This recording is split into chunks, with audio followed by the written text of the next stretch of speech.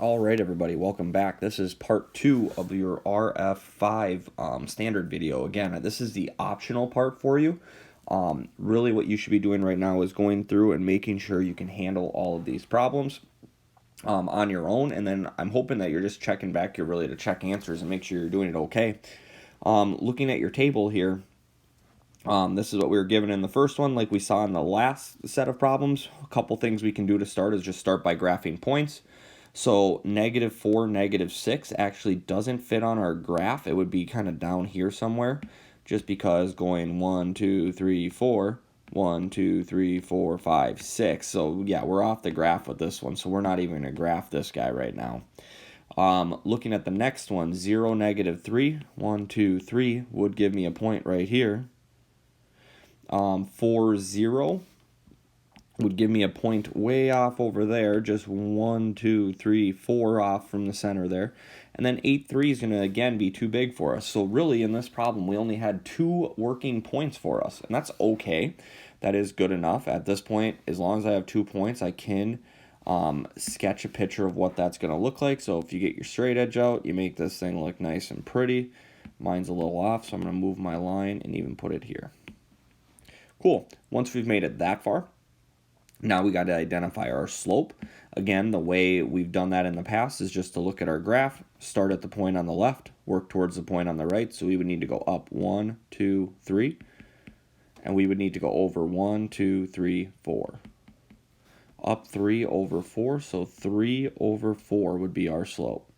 Now to get our B value, your B value is just going to occur where your line crosses the y-axis, and it looks like they cross kind of right here going on in the middle, and that's when y is equal to a -3. So -3 will be our B value, and then we can write our equation. Y is equal to 3 over 4 x minus 3, and we're done. Last part, what kind of slope does the line have? Well, this one is going uphill. If I start on the left, I'm going uphill from left to right, meaning this one has a positive slope. Looking at the next problem. In the next problem, you're given the equation of the line, y equals 2. Now, this one's a little unique from what we saw previously because of the fact that we don't have an x in there at all. Now, remember, if I don't have an x or I don't have a y in an equation, I just have one or the other, then it is either a Vux problem or it is a Hoy problem. Now, in this situation, I hope we know that this one has to be a Hoy because it is y equals a number, right? And that's what the y in Hoy is telling us, right? Y was y equals a number. Now, if it's a Hoy problem, then we know it's a horizontal line. So we have a horizontal line that's going through 2. So y equals 2 is right up here. So there's our horizontal line. That's side to side.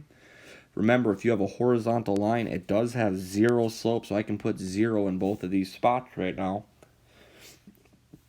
To make your table, what you're going to want to do is you're going to strictly come over here and just identify some points that this hits. So it looks like I hit -1, 2, 0, 2, 1, 2, and 2, 2. Again, we're seeing that pattern of 2, 2, 2, 2 in the y's, which is unique to this, and that's okay. And the last part is our B value. It's where does our line cross the y-axis, and that happens when y is equal to 2. So at that point, we've given all the information we need to, and we're done. Looking down at this next one, we see that we already have a vertical line, which means this must be a Vux problem. Remember, in a Vux problem, our equation will always be x equals a number. So we got to figure out what number that is here in a minute.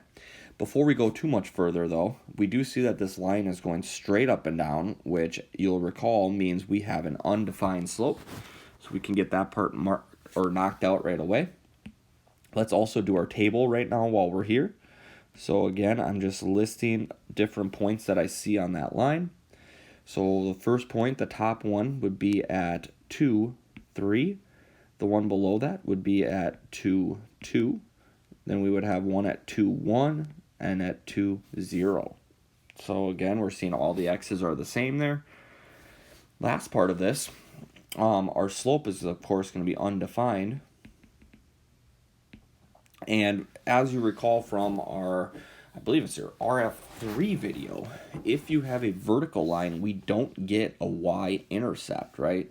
Because they always run parallel to one another. This line and this line are never going to touch one another, so we just say none. The last part of this, we just need to finish our equation. So when we look at this, we know we're going to have x equals a number, and that number is going to be where our line crosses on the x-axis. So it crosses at 2, so we know that our equation is going to be x equals 2. And you can kind of start to see that in this table too, if you're making those connections. All right, last problem we're working on. This one's maybe the most difficult one yet, because it's not ready to go right now.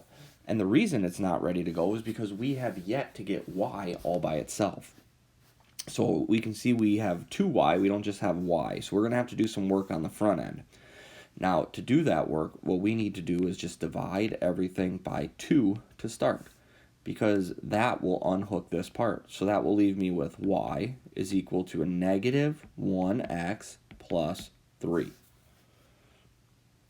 Cool. Once we've gotten that far, now we can clearly see our slope, which is a negative 1, and our y-intercept, which is 3. So I can write negative 1 here and 3 there.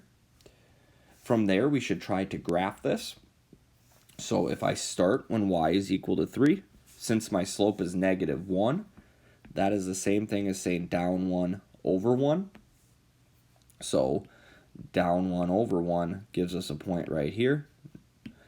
Down 1 over 1 gives us a point right here, and right here. And then we can just sketch our line back to complete that portion. While we look at that, we can see, hey, we're going downhill. So let's just circle negative while we are here. And the last part of this is just to list off those points. So this would be the point 0, 3. Our next one would be the point 1, 2.